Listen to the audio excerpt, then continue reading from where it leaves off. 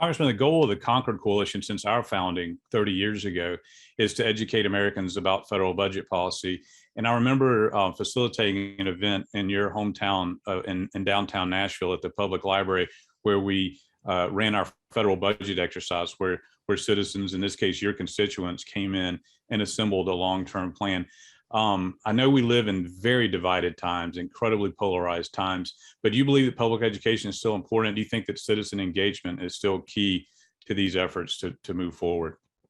Well, Phil, in a democracy, that's the only thing that matters. You have to have the people on your side. And most people simply do not understand that all the federal government is, and it's huge and mighty, and not just in Washington, but everywhere. But all it is really is a giant insurance company with its own standing army.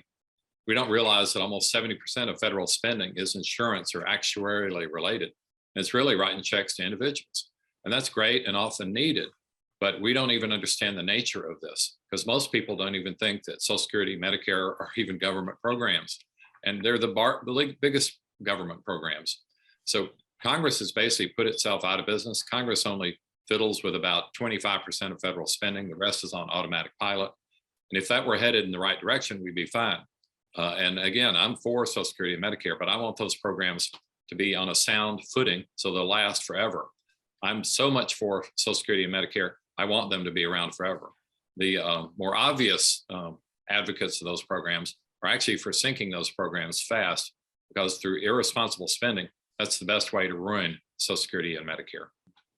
One of the things we're doing this year, Congressman, to celebrate our 30th anniversary is we're going to 30 different college campuses around the country to run our budget exercise and to bring in expert panels across the country. So we'd love to come back to Nashville if you'll have us sometime.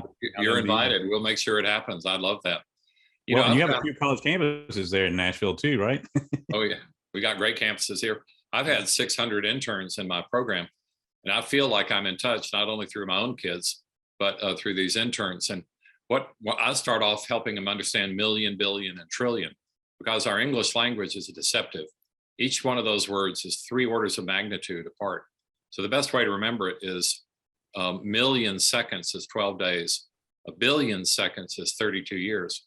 A trillion seconds is 32,000 years, and you're headed back toward dinosaur time. And see, almost all the numbers in government now are in the trillions, and people just have no idea.